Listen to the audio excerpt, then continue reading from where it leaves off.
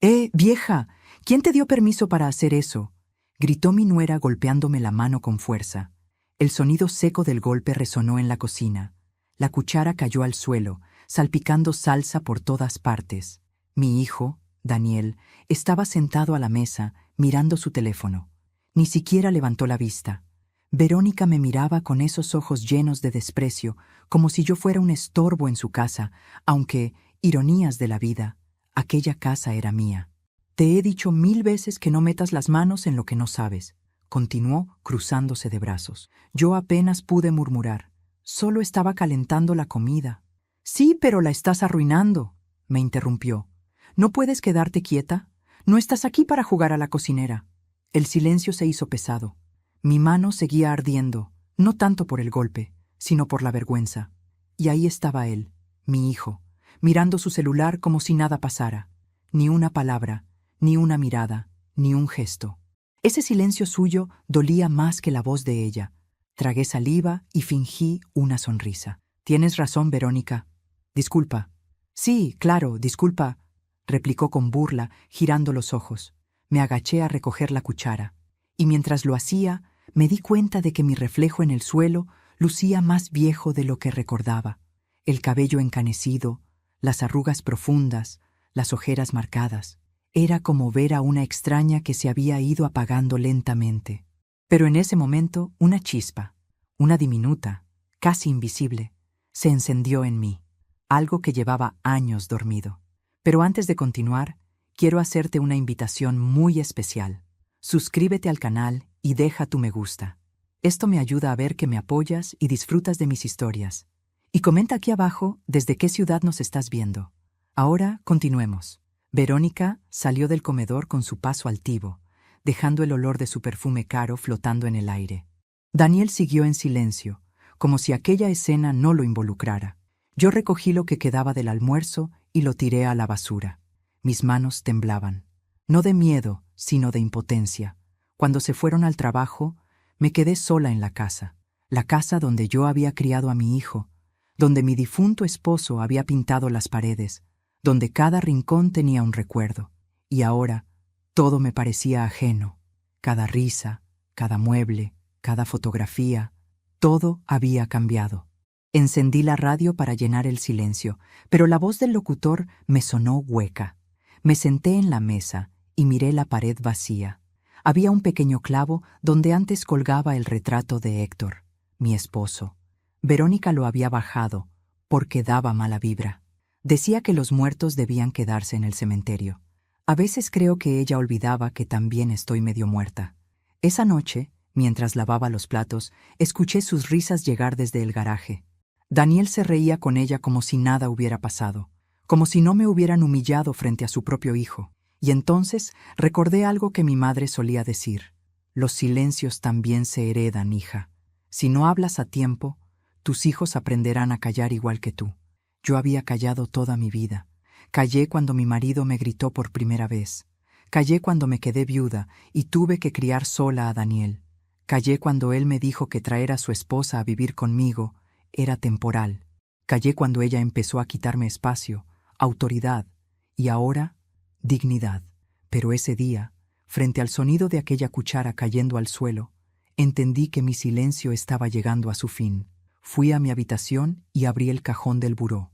Allí guardaba una pequeña libreta de tapas rojas, gastada por los años. Era mi diario, uno que empecé a escribir cuando mi marido murió. En la primera página había una frase escrita con tinta azul. Si alguna vez me sientes lejos, mírate al espejo. Ahí estaré, recordándote quién eres. Lloré, no por tristeza, sino por rabia, porque me di cuenta de que no solo me había olvidado de quién era, sino que había permitido que otros me borraran. Cerré la libreta con decisión. Me miré al espejo, y por primera vez en mucho tiempo me hablé a mí misma. No más, Gloria, no más. Esa noche preparé el desayuno como siempre. Hice café, tostadas y jugo de naranja, pero mientras lo hacía, mi mente no dejaba de girar. Pensaba en Verónica, en su manera de mirar por encima del hombro, en su voz aguda cada vez que me decía «vieja inútil», y pensaba en Daniel, en cómo mi propio hijo se había convertido en un extraño. Cuando bajaron por la mañana, la casa olía a pan recién hecho. Verónica bostezaba. Daniel encendía el televisor. Nadie me saludó. Coloqué el desayuno sobre la mesa, serví el café y me quedé de pie, observándolos. Entonces, por un instante, imaginé otra escena.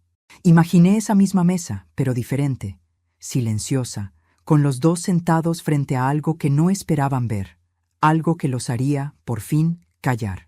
Esa idea me atravesó como una corriente eléctrica. No era odio, era justicia.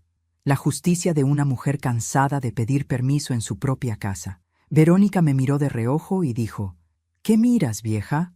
Le sonreí. «Nada, hija. Solo pensaba en que mañana será un día interesante».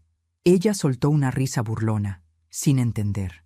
Yo también sonreí, pero por dentro ya estaba haciendo planes. Porque una cosa aprendí esa mañana. Cuando una mujer como yo deja de tener miedo, no hay nadie en el mundo que pueda detenerla. Era sábado, y desde temprano la casa se llenó de olores, risas y ruido. Verónica había invitado a sus amigas del trabajo a almorzar. Yo no estaba avisada, claro. Me enteré cuando la vi entrar con bolsas del supermercado y ese tono autoritario que usaba para dar órdenes. «Vieja, apúrate y limpia la mesa del comedor». «¿Esperas visita?», pregunté, secando las manos en el delantal. «Sí», respondió con esa sonrisa fingida que me helaba la sangre. «Mis amigas vendrán a almorzar. Quiero la casa impecable». «Podías haberme avisado antes». «No te preocupes», me interrumpió. «Solo no hagas nada sin preguntarme. Ya sabes cómo eres». Su voz me pinchaba el alma. Fingí no escucharla y me puse a limpiar. Daniel dormía aún. Trabajaba de noche últimamente, o al menos eso decía. Aunque yo empezaba a sospechar que su trabajo era más mentira que realidad. Pasé toda la mañana fregando, ordenando, cocinando lo que ella me pedía. Y cuando llegaron sus invitadas, la casa relucía. Verónica iba de un lado a otro, sonriendo como si fuera la reina del lugar. «¿Y esa quién es?», preguntó una de las mujeres, señalándome con la barbilla. «Ah, ella», dijo Verónica, riéndose. «Es Gloria, la mamá de Daniel. Vive con nosotros. Ya sabes, necesita compañía la pobre». «Qué linda», respondió otra con voz compasiva. «Debe ser difícil vivir dependiendo de los hijos, ¿no?». Sonreí con educación. No respondí. No hacía falta. Las miradas decían más que las palabras. Durante el almuerzo, me senté en un rincón, sin molestar, sirviendo platos, trayendo servilletas, haciendo lo que siempre hacía, ser invisible. Verónica hablaba fuerte, reía más fuerte aún, presumía de la casa, del auto, del jardín. Cada palabra suya era como si borrara mi historia, la de quien había levantado esas paredes con esfuerzo y amor. «¿Podrías traer los platos limpios, Gloria?», ordenó ella en voz alta. «Sí, claro», respondí, intentando mantener la calma.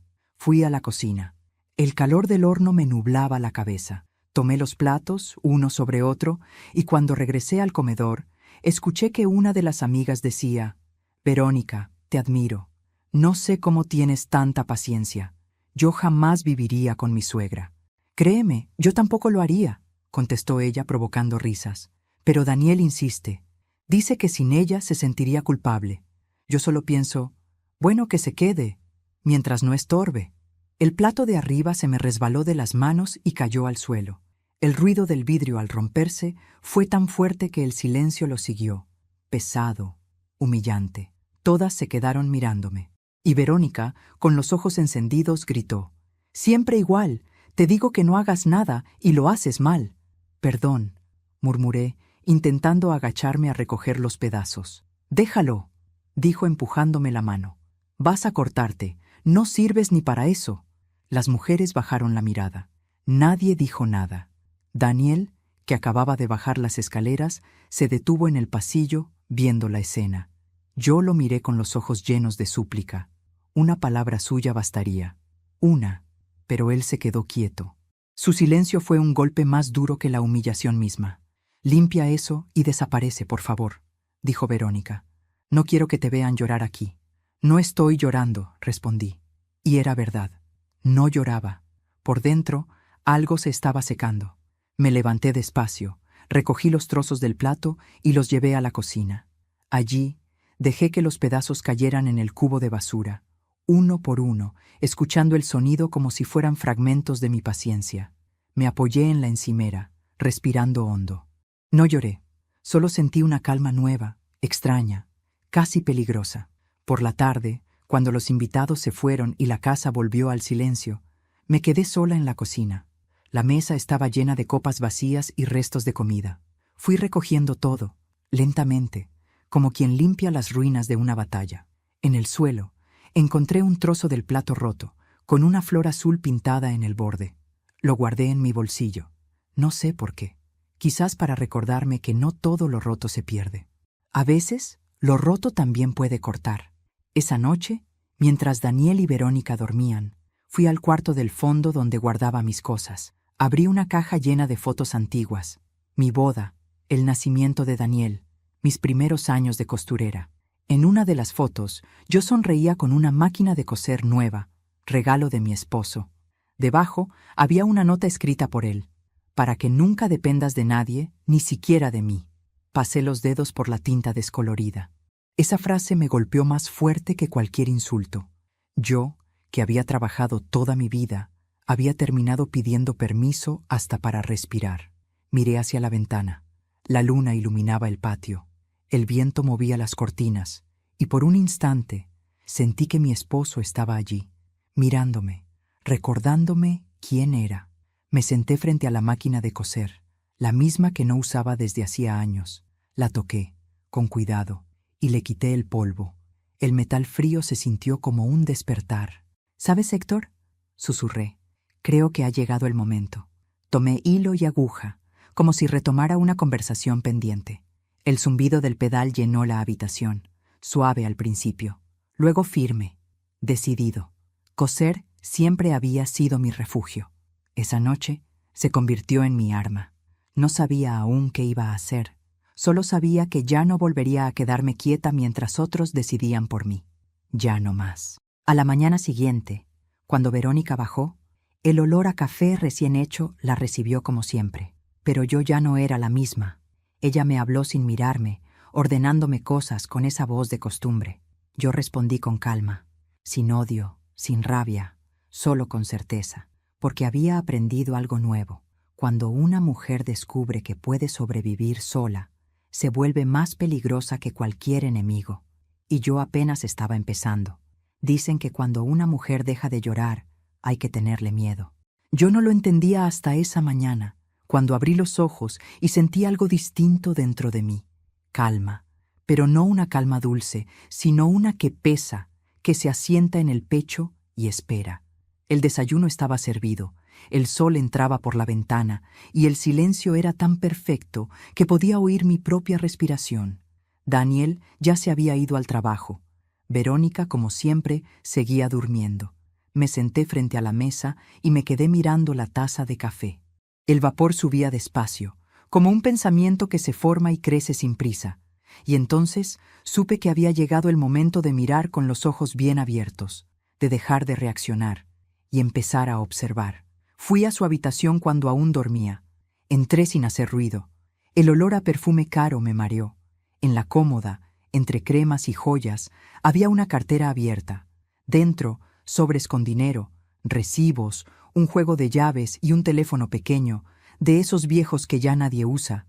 No lo toqué, solo lo miré, porque lo importante no era lo que veía, sino lo que ella había querido esconder.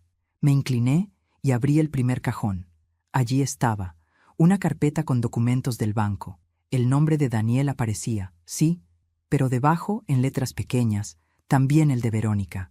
Cuentas compartidas, préstamos, transferencias, y al final, un papel arrugado, una solicitud de venta de propiedad. Mi propiedad, la casa. Sentí un nudo en el estómago. La fecha era reciente. Venta en trámite. El documento llevaba una firma falsa, la mía. Por un instante, el suelo pareció moverse. La rabia subió desde lo más hondo, quemándome. Quise gritar, despertar a Daniel, enfrentarlos, decirles todo, pero no lo hice. No, porque entendí algo. El que grita, pierde. Y yo ya había perdido demasiadas veces. Volví a mi habitación, cerré la puerta con llave y saqué mi libreta roja. En la primera página escribí una frase nueva. Quien no te valora con tu silencio, te temerá cuando hables. Esa iba a ser mi guía. Pasé el resto del día fingiendo normalidad. Hablé poco. Sonreí cuando debía. Serví la comida como siempre. Pero por dentro, todo era distinto. Cada gesto, cada palabra suya, cada movimiento. Lo observaba, lo guardaba, lo analizaba. Y mientras ellos creían que yo seguía siendo la vieja sumisa de siempre, yo estaba tomando nota. Por la noche escuché que discutían en la sala. Verónica hablaba rápido, nerviosa. Te dije que firmara el documento, Daniel. Es la única manera. No quiero hablar de eso ahora, respondió él, irritado. Pues deberías. Necesitamos ese dinero y tu madre no va a vivir para siempre. El silencio que siguió fue como un cuchillo. Yo, desde mi cuarto, apenas respiraba. Escuché pasos, una puerta que se cerraba de golpe, y luego el sonido del televisor encendiéndose. Verónica se encerró en su habitación. Daniel se quedó en la sala, mirando nada. Yo lo sabía. Mi hijo estaba atrapado, por su ambición, por su miedo, por su culpa. Y Verónica solo estaba esperando el momento de quedarse con todo. Esa noche no dormí. Pensé, planeé, escribí. No se trataba solo de vengarme, sino de enseñarles, de hacerles sentir, aunque fuera por un segundo, lo que yo había sentido durante años. Cuando el reloj marcó las 3, abrí mi caja de costura. Allí, entre hilos y botones, guardaba los recuerdos que Verónica nunca conocería. Mis títulos, las escrituras originales, las cartas de mi esposo y un sobre con el testamento. Todo estaba a mi nombre, y ellos ni siquiera lo sabían. Sonreí. El destino a veces tiene una forma curiosa de equilibrar las cosas. A la mañana siguiente me levanté antes que todos. Fui al mercado, saludé a los vecinos, volví con flores.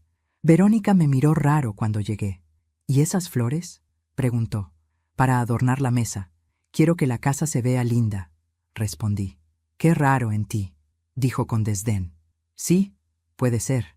A veces a las viejas nos da por cambiar. Le sonreí, y por un momento vi algo en sus ojos. Desconfianza. Perfecto. La duda era mi mejor aliada. Pasé el resto del día en silencio, cosiendo en la sala. Los hilos se entrelazaban en mis dedos como los pensamientos en mi cabeza. Planeaba cada detalle, cada palabra, cada gesto. No era una mujer impulsiva, era una mujer que había aprendido a esperar. Por la noche, cuando todos dormían, abrí mi libreta roja y escribí de nuevo. El amor sin respeto es servidumbre. Y la servidumbre no es amor, es miedo disfrazado. Esa frase fue mi último rezo antes de dormir.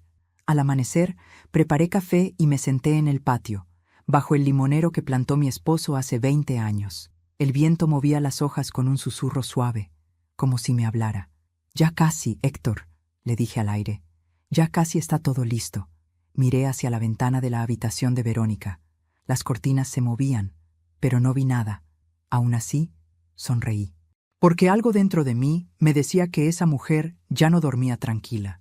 Y eso era apenas el principio. El miedo tiene olor, un olor agrio, espeso, como de metal viejo. Durante años lo respiré cada vez que mi nuera alzaba la voz o mi hijo fruncía el ceño. Pero esa tarde, cuando la palma de Verónica chocó contra mi cara y el sonido retumbó en la cocina, no sentí miedo, sentí asco. El golpe fue tan rápido que apenas tuve tiempo de reaccionar. La jarra que sostenía cayó al suelo, desparramando agua por todas partes. Verónica me miró con el rostro deformado por la rabia. Te dije que no tocaras mis cosas, vieja metiche. Yo me llevé la mano a la mejilla, caliente, ardiendo. Daniel estaba detrás de ella, paralizado, con esa expresión vacía de siempre. Verónica, basta, murmuró él, sin convicción. ¿Basta?, repitió ella, girándose hacia él. Tu madre no entiende límites. Solo estaba limpiando el estante, dije con calma. Tu perfume se había derramado. Mentira, siempre tienes excusas, me gritó, y empujó el florero que había sobre la mesa. El cristal se hizo añicos. La casa entera pareció estremecerse con el ruido. Yo no dije nada. Me quedé mirando los pedazos en el suelo, el agua mezclada con flores rotas. Y en medio de ese caos pensé, esto también pasará. porque en mi mente ya no había miedo, sino un plan. Me encerré en mi habitación. Me dolía el rostro, pero lo que más me dolía era la indiferencia de mi hijo. Lo escuché discutir con ella unos minutos, luego la puerta del auto, el motor y el silencio. Se habían ido. Fui al espejo. Tenía la mejilla roja, marcada por la mano de Verónica. Pasé los dedos sobre la piel y vi en mis ojos algo que no reconocí al principio. Serenidad. No rabia, no tristeza. Serenidad pura. Esa que llega cuando una sabe que el final ya comenzó. Tomé mi libreta roja y escribí. Me han manchado las manos, pero no con culpa, con memoria. Porque cada golpe, cada insulto, cada silencio se iba convirtiendo en parte de mi historia. Una que terminaría escrita por mí, no por ellos. Esa noche, cuando regresaron, actué como si nada hubiera pasado. Serví la cena. Les sonreí. Daniel no me miró a los ojos. Verónica, en cambio, no paraba de hablar de cosas triviales, fingiendo normalidad. Yo asentía, tranquila, pero mis pensamientos estaban lejos. En cada palabra suya veía el retrato de una mujer que creía haber ganado, y eso me dio fuerzas. Mientras comían, observé sus gestos, sus rutinas, los horarios, los pequeños descuidos. Tomé nota mental de todo. Si algo había aprendido en la vida, era que quien subestima a una mujer callada termina perdiendo la partida. Esa noche, después de que se durmieron, abrí el cajón del mueble y saqué los documentos que había encontrado. Los extendí sobre la cama, junto a una vela encendida. Las sombras danzaban sobre el papel. Mi nombre, mi firma verdadera y la falsificada. Mi casa, mi historia, mi dignidad. Todo estaba ahí. Respiré hondo. Toqué la firma falsa con los dedos. No temblé. Me reí. Sí, me reí en silencio, porque entendí que la habían arruinado ellos mismos. No hacía falta gritar, solo esperar. Al día siguiente, cuando Verónica bajó, yo estaba en la cocina preparando pan casero. El olor dulce llenaba el aire. Ella me miró con recelo. «¿Qué es eso?» «¡Pan!», dije sin dejar de amasar. «¿Y para qué tanto esfuerzo?» «Para celebrar». «¿Celebrar qué?», preguntó con una sonrisa torcida. «El final de una etapa». Ella se rió. «¿Vas a irte, vieja? ¿Por fin nos dejarás en paz?» «No», respondí con voz firme. «Por fin van a verme». Su sonrisa se borró. No dijo nada más. Solo me observó unos segundos y subió las escaleras. Yo seguí amasando, tarareando una melodía que hacía años no cantaba. Una que mi esposo solía tocar con su guitarra mientras yo cosía junto al ventanal. Por la tarde, Daniel volvió del trabajo. Entró directo al comedor. Me vio y suspiró. «Mamá, lo de ayer fue un error». «¿De quién?», pregunté, sin levantar la vista. «De Verónica. Está nerviosa. No quería lastimarte». «No me lastimó», le interrumpí. Él me miró confundido. «Claro que sí, te golpeó». «No, hijo». Me limpié las manos con un trapo y lo miré fijo. Lo que duele no es la mano que golpea, sino la boca que calla. Daniel bajó la mirada. Por un momento creí ver culpa, pero no duró. «Por favor, mamá, no empieces». «No te preocupes», dije, sonriendo con calma. «Ya no pienso hablar más del tema». Él pareció aliviado, sin darse cuenta de que mi silencio ya no era rendición, era estrategia. Esa noche, cuando la casa quedó en penumbra, bajé al sótano. Entre cajas viejas encontré una carpeta con papeles que mi esposo había guardado antes de morir. Facturas, seguros, copias notariales, todo a mi nombre. También encontré una carta dirigida a mí, que nunca había abierto. El sobre tenía el borde amarillento por el tiempo.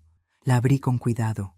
«Gloria, si estás leyendo esto, es porque ya no estoy. Sé cómo es Daniel. Lo criamos con amor, pero con miedo, y el miedo lo hizo débil. Si algún día te falta el respeto, no llores. La casa es tuya. La cuenta, también. No le debes nada a nadie. Prométeme que, si llega ese día, no te irás. Harás que ellos se vayan». Me quedé en silencio, leyendo esas últimas palabras una y otra vez, y allí, en ese sótano polvoriento, sentí que Héctor me hablaba desde algún lugar del tiempo, dándome permiso para hacer lo que debía. Subí las escaleras lentamente, guardando la carta contra el pecho. Miré mis manos. Estaban manchadas de harina y de tinta. Pero ya no las vi débiles. Eran manos de mujer viva, de mujer lista. «Descansa, Héctor», susurré. «Ya casi termina». A veces, el silencio es la forma más perfecta de venganza. Esa semana no discutí con nadie. No lloré, no me quejé, no hablé de más. Solo observé. Verónica no lo soportaba. Era como si su rabia necesitara mi respuesta para alimentarse, y al no encontrarla, empezó a desmoronarse. Daniel, por otro lado, estaba confundido. Yo lo saludaba cada mañana con una sonrisa, le preparaba el desayuno, le preguntaba cómo había dormido. Era la misma rutina de siempre, pero algo en mi tono había cambiado. Demasiado amable, demasiado sereno, y lo peor, sincero, porque no había rencor en mi voz, solo paz. Y la paz, en una casa llena de culpa, se vuelve insoportable. El jueves me levanté más temprano que nunca. El amanecer tiñó el cielo de un color naranja pálido. Encendí la radio, preparé pan, huevos revueltos, jugo de naranja. Puse la mesa con esmero. Saqué del armario los manteles bordados por mi madre, los platos de porcelana que solo usábamos en Navidad. Cada movimiento era una declaración silenciosa. Cuando bajaron, se detuvieron en seco. Verónica frunció el ceño. «¿Qué pasa aquí?» «Nada», respondí, sonriendo. Quise hacerles un desayuno especial. ¿Por qué? Porque uno nunca sabe cuándo será la última vez que compartiremos la mesa. Daniel me miró, extrañado. Verónica soltó una risa nerviosa. «¿Te sientes bien, vieja?» «Mejor que nunca». Se sentaron. Yo serví el café, tranquila, y mientras los observaba comer, algo dentro de mí se acomodó. Por primera vez, no me temblaban las manos, ni siquiera cuando Verónica me lanzó una mirada cargada de sospecha. Pero antes de continuar, dime aquí en los comentarios qué te está pareciendo esta historia hasta ahora. ¿Y qué harías tú en mi lugar? No te vayas del video, porque lo que viene a continuación te pondrá la piel de gallina. Suscríbete y deja tu me gusta si crees que las madres merecen respeto y si alguna vez te has sentido invisible. Ahora, continuemos. Después del desayuno, Verónica se marchó. Daniel se quedó en la sala, inquieto. «Mamá», dijo frotándose las manos, «¿por qué estás actuando tan raro?» «¿Raro?», pregunté, sin dejar de limpiar la mesa. «Solo intento estar en paz. Pero ayer dijiste que querías hablar conmigo». «Sí, pero ya no hace falta». «¿No?» «No, hijo. Algunas cosas se entienden mejor cuando no se explican». Él me observó con un nudo en la garganta. Podía ver en sus ojos la duda, el miedo, y detrás del miedo, la culpa, porque Daniel sabía, aunque no lo dijera, que algo había cambiado para siempre. Por la tarde salí al pueblo. Caminé por las calles de siempre, saludando a los vecinos, comprando flores, como si fuera un día normal, pero no lo era. Fui al banco, luego a la notaría, entregué unos documentos, firmé otros. El notario, un viejo amigo de mi esposo, me miró serio. ¿Estás segura, Gloria? Más que nunca, le dije. Su hijo no lo entenderá. No necesita entenderlo, solo vivirlo. Salí del edificio con el corazón ligero. El aire olía a tierra mojada, como si el cielo supiera que algo estaba por limpiarse. Esa noche cociné su plato favorito, estofado de carne. Daniel llegó cansado, Verónica de mal humor. La cena fue tranquila, silenciosa. Al terminar, recogí la mesa y dije, «Mañana no estaré en casa». «¿Y eso?», preguntó Verónica. «Tengo asuntos que atender». «¿Qué asuntos puede tener una vieja?», dijo con burla. «Los de su propia vida», respondí, mirándola a los ojos. Ella quiso contestar, pero algo en mi tono la detuvo. Daniel fingió no escuchar. Yo subí a mi habitación y cerré la puerta. En la mesa tenía mi libreta roja. La abrí en la última página y escribí: «Cuando el respeto se rompe, no se repara con palabras, se repara con actos, y mañana actuaré». Apagué la luz. Dormí profundamente, sin pesadillas, sin miedo, el tipo de sueño que solo llega cuando una mujer deja de esperar que la traten con amor y empieza a tratarse a sí misma con dignidad. Desperté antes del amanecer. El cielo tenía ese tono gris azulado que anuncia los días importantes, los que cambian el curso de una vida sin hacer ruido. Me vestí con calma, me peiné el cabello y preparé café. No sentía prisa, porque cuando el alma ya decidió lo que va a hacer, el cuerpo solo la sigue. El aroma del café llenó la casa. Puse la mesa como siempre, pero esta vez coloqué en el centro una caja de madera y sobre ella una carta doblada con sus nombres, Daniel y Verónica. La letra temblorosa no era debilidad, era el peso de todo lo que había callado. Mientras el reloj marcaba las 7, me senté frente a la ventana a esperar. Oí los pasos de Verónica en la escalera, su voz molesta, su rutina perfecta de quejas. Daniel bajó detrás de ella, medio dormido. Cuando vieron la caja, se detuvieron. «¿Qué es eso?», preguntó ella. «Un regalo», respondí, sin apartar la vista del cielo. «¿Para qué?». «Para que empiecen a entender». Verónica miró la carta y la tomó con cautela. Daniel se acercó detrás. Le temblaban las manos. «¿Puedo?», preguntó. «Claro», dije con una calma que a mí misma me sorprendió. «Es su turno de leer». Él abrió la carta. Su voz empezó a temblar mientras leía en voz alta. «Daniel, Verónica, durante años los he servido, escuchado y soportado humillaciones en silencio, no porque fuera débil, sino porque tenía esperanza. Esperanza de que el amor se impusiera al egoísmo. Pero el amor no se mendiga, se gana. Esta casa fue construida con mis manos y las de mi esposo. No les pertenece. A partir de hoy, legalmente, he transferido la propiedad a la Fundación Santa Marta, para que sea usada como hogar de ancianos abandonados. Allí donde ustedes querían enviarme, ahora vivirán otros, pero con dignidad. Yo me iré con paz. No me busquen. Gloria». El silencio que siguió fue brutal. Ni siquiera los pájaros afuera cantaban. Verónica me miró con la cara desfigurada por la furia. «¿Qué hiciste, vieja loca?». «Lo que debía hacer». «No puedes. Esta casa es de Daniel». «No, era mía. Y ya no lo será de nadie que no sepa valorar un techo con gratitud». Daniel, pálido, soltó la carta, se inclinó sobre la mesa, con la cabeza entre las manos. «Mamá, ¿por qué hiciste esto? Porque no supe enseñarte a respetar. Y ahora lo aprenderás de la manera que la vida enseña a los ingratos, con pérdida». Verónica se abalanzó hacia la caja y la abrió. Dentro había fotos. De Daniel cuando era niño, de mi esposo trabajando en los cimientos de la casa, de mí con las manos llenas de cemento, riendo. Y, debajo de las fotos, el recibo de donación notariado, sellado, firmado, irrevocable. Ella empezó a reír, pero era una risa hueca, nerviosa. «No lo creo, no lo creo». «Créelo», le respondí. «Todo está en regla. Y antes de que me llames loca otra vez, recuerda que las locas son las únicas que se atreven a hacer lo que las cuerdas solo imaginan». Daniel me miró, los ojos rojos, la voz quebrada. «¿Y a dónde vas a ir?». «A un lugar donde no me griten, donde el silencio no duela. Quizás no lo entiendas hoy, hijo, pero algún día sabrás que una madre que se va no siempre huye. A veces se libera».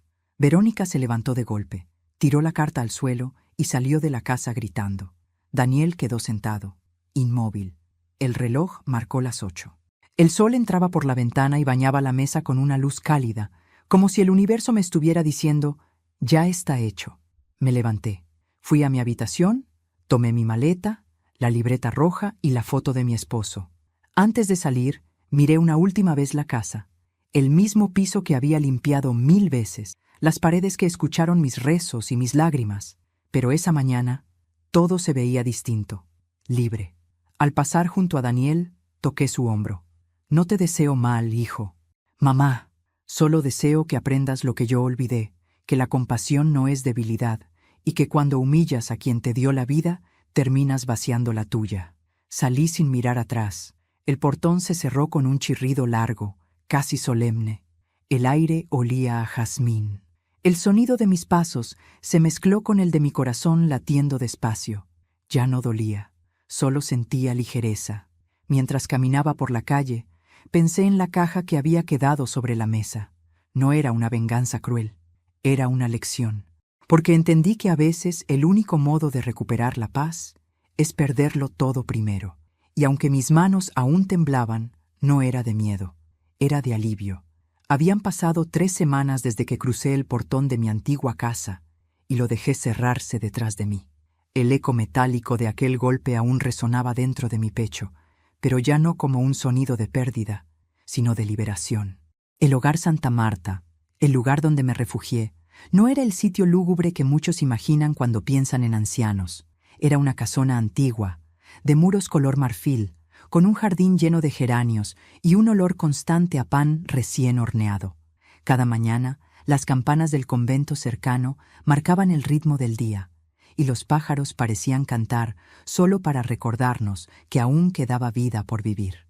La directora, doña Elena, una mujer de mirada firme y corazón inmenso, me recibió con una frase que no olvidaré jamás. Aquí nadie viene a morir, Gloria. Aquí venimos a aprender a vivir de nuevo. Y tenía razón, porque aunque mis manos temblaban y mi corazón cargaba más heridas que años, dentro de mí algo comenzaba, lentamente, a florecer. Las primeras noches fueron difíciles. El silencio pesaba. Dormía poco. Cada vez que cerraba los ojos, escuchaba la voz de Verónica gritar: «¡Vieja inútil!» O veía a Daniel mirando al suelo, sin defenderme.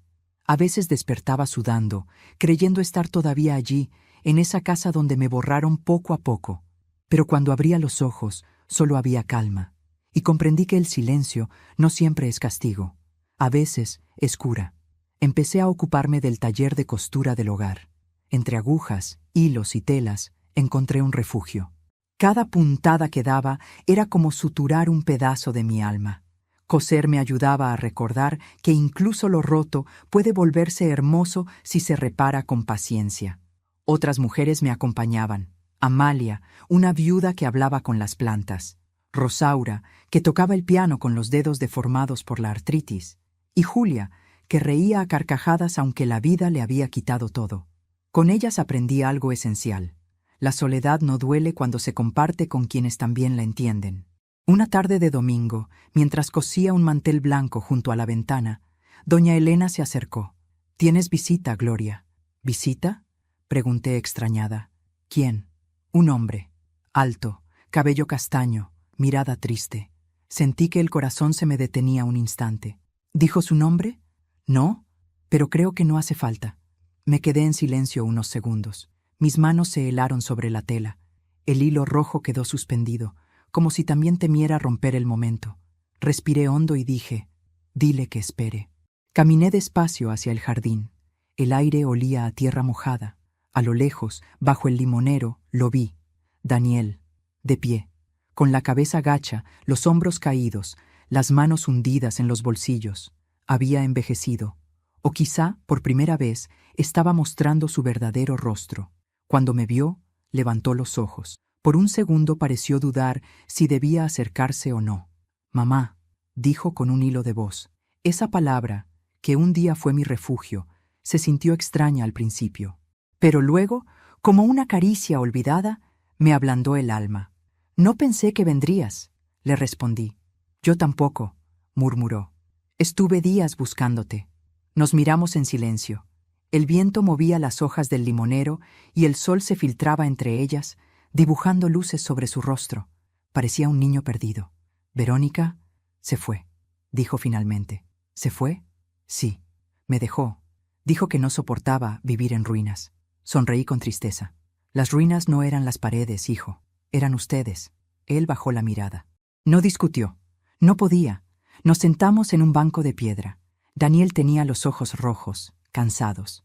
«He leído tu carta 1000 veces», me dijo. «No pude dormir desde entonces». «¿Y qué aprendiste?», pregunté con calma. «Que te fallé, que fui un cobarde». «No, Daniel», dije suavemente. «Fuiste un hijo que olvidó mirar». Él empezó a llorar. Las lágrimas resbalaban sin ruido. Y yo lo dejé, porque sabía que ese llanto no era de arrepentimiento vacío, sino de verdad. Era el llanto del niño que aún vivía dentro de aquel hombre, pidiendo perdón por no haber sabido amar bien. «Perdóname, mamá». «No vine aquí a perdonarte», respondí. «¿Entonces?», preguntó confundido. «Vine a recordarte que el perdón no se da, se demuestra». Él asintió despacio.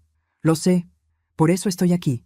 Me contó que había intentado vender lo poco que quedaba, pero la fundación se negó. Que tuvo que buscar trabajo y que lo único que supo hacer fue ofrecerse como ayudante en un taller de carpintería. «Aprendí a reparar lo que otros tiran», me dijo. «Y mientras lo hacía, pensaba en ti, en todo lo que rompí». Sus palabras me atravesaron. Yo lo observaba sin decir nada. Había algo en su mirada que ya no era soberbia ni culpa, era humildad. Doña Elena me dijo que aquí necesitan ayuda, continuó. Si me dejas, puedo reparar los muebles viejos. No quiero volver a esa casa, mamá. Solo quiero quedarme cerca de ti, aunque sea trabajando. Cerré los ojos unos segundos. El viento traía olor a pan recién hecho. Pensé en todas las noches que recé, pidiendo que mi hijo entendiera el daño que me había hecho. Y ahora, ahí estaba, con las manos heridas por la madera, buscando redimirse. «¿Está bien?», le dije por fin. «Pero si te quedas, aquí no eres mi hijo. Eres un voluntario más». «Lo entiendo». Los días siguientes fueron extraños y hermosos a la vez. Daniel trabajaba en silencio, reparando bancos, lijando puertas, pintando marcos. Las demás mujeres lo miraban con curiosidad al principio, luego con ternura. Él las saludaba, las escuchaba, les servía café. Nunca una palabra fuera de lugar, nunca una queja. A veces lo observaba desde lejos, sin que me viera. Sus manos, antes suaves y ociosas, estaban ahora cubiertas de callos. Y cuando se inclinaba sobre la madera, concentrado, podía jurar que en su rostro había la misma paz que yo sentía al coser. Estábamos curándonos juntos, sin decirlo. Doña Elena me dijo un día: «Tu hijo trabaja con el corazón». Y yo sonreí. «Sí», respondí. Por fin aprendió que el amor también se demuestra con las manos. Una tarde, después de muchas jornadas de trabajo, Daniel se acercó con un paquete envuelto en papel marrón. «Es para ti», me dijo. «¿Qué es?» «Algo que hice con mis propias manos». Abrí el paquete con cuidado. Dentro había un marco de madera, tallado con figuras de hojas y flores. En el centro, una foto vieja, mi esposo, Daniel niño y yo, sonriendo frente a la casa que ya no existía para nosotros. «La madera», explicó, «es del ropero de tu habitación. Lo encontré cuando vinieron a vaciar la casa. No pude dejarlo ir. Quise convertirlo en algo que siguiera siendo tuyo». Me quedé sin palabras. El marco era hermoso, pulido, cálido. Lo acaricié con los dedos y sentí una vibración leve, como si aún guardara la memoria del hogar. Lloré, no de tristeza, sino de alivio. «Gracias, hijo». «No, mamá», dijo él, con voz firme. «Gracias a ti, por haberte ido. Si no lo hubieras hecho, jamás habría aprendido lo que significa perderlo todo». Esa noche, cuando las luces del hogar se apagaron, me quedé mirando el marco sobre la mesa. La llama de una vela danzaba, iluminando los rostros en la fotografía. Pensé en mi esposo, en su carta antigua. «Si algún día te falta el respeto, no llores, no te vayas. Harás que ellos se vayan». Sonreí. No los había echado, solo los había obligado a mirarse en su propio espejo, y el reflejo los había cambiado más que cualquier castigo. Me acerqué a la ventana. El aire nocturno traía olor a limones y pan. Cerré los ojos y recé. «Gracias, Señor, por devolverme a mi hijo, no como lo perdí, sino como necesitaba encontrarlo». La luna iluminaba el patio. Daniel dormía en el cuarto de voluntarios, y yo, por primera vez en muchos años, sentí que mi corazón no cargaba rabia ni culpa, solo gratitud. Al día siguiente, durante el desayuno, Daniel me alcanzó una taza de café. Su mano tembló ligeramente. «¿Te quedarás aquí para siempre?», preguntó. «Quizás», respondí. «Aquí encontré algo que no sabía que me faltaba». «¿Qué cosa?» «A mí misma». Nos miramos y reímos. Una risa suave, de esas que no hieren. Una risa que sabe a perdón. Mientras las demás mujeres cantaban en la cocina y el sol bañaba el comedor, comprendí algo que nunca antes había entendido. La venganza más grande no era quitarles la casa. Era recuperar mi paz sin que ellos pudieran destruirla otra vez. Esa tarde, al escribir en mi libreta roja, dejé una última frase. Perdonar no es olvidar, es recordar sin dolor y poder mirar atrás sin miedo a volver. Cerré la libreta, suspiré y observé cómo Daniel lijaba un banco en el patio, tarareando una melodía que su padre solía cantar. Y supe que, aunque el pasado no se puede reescribir, el alma sí puede empezar de nuevo. Una puntada, un golpe de martillo, una lágrima a la vez. Los días comenzaron a pasar con la lentitud apacible de quien ya no tiene prisa. El hogar Santa Marta se había convertido en mi refugio, y sin darme cuenta, también en mi nueva familia. Cada rincón tenía su sonido particular: el roce de las agujas en el taller, el piano desafinado de Rosaura, la risa de Amalia cuando contaba anécdotas inventadas. La vida, por primera vez en muchos años, no dolía, solo fluía. Daniel seguía allí, trabajando como voluntario. Al principio lo hacía en silencio, cumpliendo con disciplina y humildad, pero poco a poco su presencia empezó a llenar el lugar de una energía nueva. Ayudaba a las mujeres con las compras, reparaba muebles rotos, construía pequeños detalles que alegraban los días. Un día incluso vi a doña Elena sonreír con ternura al verlo lijar una puerta. «Tu hijo tiene manos de ángel», me dijo. «Antes solo tenía manos de hijo», respondí. «Ahora tiene alma». Las tardes eran nuestras. A veces nos sentábamos juntos bajo el limonero del patio, en silencio. No necesitábamos hablar mucho. El lenguaje entre madre e hijo, cuando ha sido roto y remendado, ya no se sostiene con palabras, sino con miradas y gestos. «¿Recuerdas cuando papá te enseñó a plantar este árbol?», me preguntó una vez. «Claro que sí. Dijiste que querías que creciera tan alto como tú. Y creció más», dijo riendo. «Aunque yo, mamá, me quedé pequeño en muchas cosas». «El tamaño de un hombre no se mide por su estatura, hijo», le respondí, «sino por la altura de su conciencia». Él se quedó callado, mirando el cielo. «Entonces, tal vez estoy empezando a crecer de nuevo». Sus palabras me estremecieron.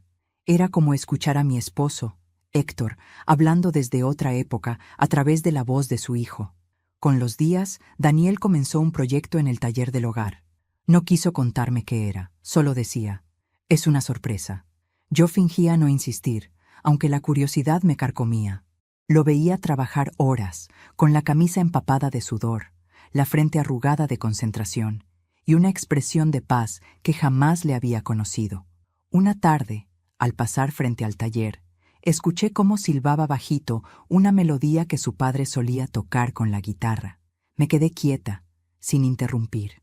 Cerré los ojos y sentí que, de algún modo, los tres estábamos allí. Héctor, Daniel y yo. No como antes, sino reunidos por el perdón. El invierno llegó sin aviso. El aire se volvió frío y el cielo amanecía cubierto de neblina. Yo empezaba a sentir el cuerpo más lento, los huesos más pesados. Doña Elena me advirtió que debía cuidarme. «No es vejez, Gloria», dijo. «Es descanso», asentí. Porque tenía razón. Mi alma estaba cansada, sí, pero de haber soportado tanto. Y ahora solo quería reposar en paz, no en resignación. Una mañana, Daniel vino a verme. Traía una caja grande envuelta en tela blanca. «Hoy se cumple un mes desde que llegué aquí», me dijo. «Y quiero darte algo». «¿Qué es?» «El último regalo». Me condujo al taller. El olor a madera recién cortada era fuerte. Sobre una mesa cubierta con virutas, vi un objeto cubierto con una sábana. Daniel me miró con una mezcla de nerviosismo y ternura. «Papá me enseñó que los regalos más valiosos no se compran, se construyen». «Eso decía siempre», respondí, sonriendo. «Entonces esto es algo que construí para ti». Retiró la tela. Y ahí estaba, un banco de madera, tallado a mano, con el respaldo grabado con una frase. Me acerqué despacio. Pasé los dedos por las letras y leí: «Aquí se sienta la mujer que me enseñó que la fuerza no grita, susurra». No pude hablar. El aire se me atascó en el pecho. Las lágrimas comenzaron a caer sin que pudiera detenerlas. «Daniel», susurré, «es hermoso. Lo hice con lo que quedó de la mesa vieja de casa», me explicó. «Esa donde cenábamos los tres. Quise transformarla en algo que no doliera mirar, para que el pasado ya no fuera una herida, sino un recuerdo que sostuviera». No sé cuánto tiempo estuve llorando. Él me abrazó en silencio, y por primera vez en muchos años no sentí vergüenza de hacerlo. Durante los días siguientes, el banco se volvió el corazón del jardín. Cada mañana lo encontraba rodeado de mujeres que se sentaban a tejer, rezar o simplemente mirar el amanecer. Doña Elena decía que aquel banco tenía alma, y tenía razón. Era como si la madera respirara, como si en cada fibra viviera la historia de lo que fuimos, lo que perdimos y lo que aprendimos a ser. Daniel empezó a quedarse más tiempo en el hogar. Los fines de semana, Organizaba almuerzos, tocaba la guitarra del lugar, cocinaba para las mujeres. Yo lo observaba desde lejos, con el corazón sereno. Había cambiado, no de un día para otro, sino de adentro hacia afuera, como solo cambia quien ha tocado el fondo. Una noche, mientras todos dormían, bajé al jardín. El aire estaba fresco. Me senté en el banco y levanté la vista al cielo estrellado. Sentí el alma de mi esposo cerca, como un susurro que rozaba las hojas del limonero. ¿Lo ves, Héctor?, dije al viento. Tu hijo aprendió. Tardó, pero aprendió. Pasaron unas semanas más y el invierno empezó a ceder. El jardín se llenó otra vez de flores. Una tarde de domingo, mientras Daniel afinaba la guitarra, se me acercó con algo en las manos, una pequeña caja de madera. ¿Otro regalo?, pregunté riendo. No exactamente. Es algo tuyo.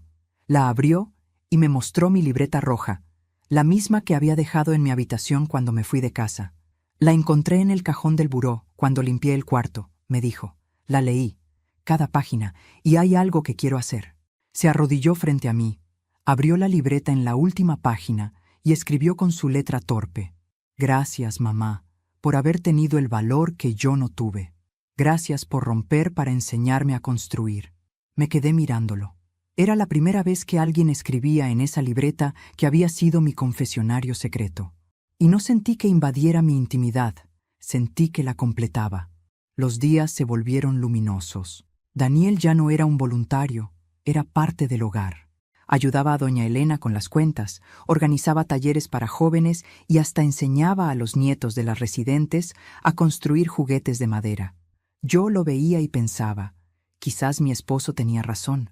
A veces hay que dejar que los hijos se caigan para que aprendan a caminar solos. Una mañana, Daniel me trajo flores. Son del jardín de casa, me dijo. Fui a verla. Está diferente. Los nuevos dueños pintaron las paredes, pero el limonero sigue allí. ¿Y cómo te sentiste?, pregunté. En paz. Por primera vez entré y no sentí culpa, solo gratitud, por lo que fue y por lo que ya no es. Lo abracé, fuerte, como cuando era niño. Los meses siguientes fueron tranquilos, pero en mi cuerpo empezaban a notarse los años. Doña Elena me pidió que descansara más. Yo lo hacía, aunque sin miedo. No temía al final. Mi alma estaba ligera, como si ya hubiera cumplido su propósito. Una noche, mientras Daniel me acompañaba en el jardín, le dije, «Hijo, cuando yo ya no esté, quiero que sigas aquí». ¿Aquí? Sí, en el hogar. Estas mujeres necesitan manos jóvenes, y tú tienes el corazón que yo soñé ver en ti. No digas eso, mamá. No lo digo con tristeza, le aseguré. Lo digo con orgullo, porque ahora sí puedo irme en paz. Daniel bajó la cabeza, tratando de ocultar las lágrimas. Yo le tomé las manos. Prométeme que cuidarás del banco. Lo prometo. Y prométeme algo más, lo que quieras, que cada vez que veas a alguien viejo, cansado o callado, no lo ignores. Tal vez ahí, hijo, esté sentada otra Gloria Mendoza. Él sonrió, con la mirada empañada. Te lo prometo, mamá. Pasaron unos días. Una madrugada fría, el canto de los gallos me despertó. Sentí el cuerpo pesado, pero el alma en calma. Miré por la ventana. El cielo tenía el mismo tono violeta que la mañana en que mi esposo murió. Cerré los ojos y respiré hondo. Agradecí. Por todo. Por lo bueno, lo malo, lo aprendido. Daniel me encontró dormida en el banco del jardín, con la libreta roja entre las manos. No lloró. Solo me cubrió con una manta y se sentó a mi lado, en silencio. El viento soplaba suave. El limonero olía a flor. Y en el aire, un murmullo leve parecía decirle, «Ya lo hiciste bien, hijo». Semanas después, Daniel colocó una placa sobre el banco. Decía, «En memoria de Gloria Mendoza», que transformó el dolor en enseñanza y el silencio en fuerza. Las mujeres del hogar lloraron. Doña Elena también. Daniel sonrió, aunque con lágrimas en los ojos. Este fue su último regalo, dijo. Y mientras el sol se alzaba sobre el jardín, un rayo de luz iluminó el banco, como si el cielo entero me abrazara. Porque aunque mi cuerpo ya no estaba allí, mi alma seguía sentada, tranquila, viendo florecer el árbol que un día plantamos para crecer juntos. Si esta historia tocó tu corazón, Escríbeme en los comentarios desde qué ciudad nos ves y qué enseñanza te deja la vida de Gloria. Dale me gusta si crees que ninguna madre merece ser humillada. Y suscríbete al canal para más historias que nos recuerdan que la dignidad, el amor y el perdón siempre florecen, incluso después del invierno.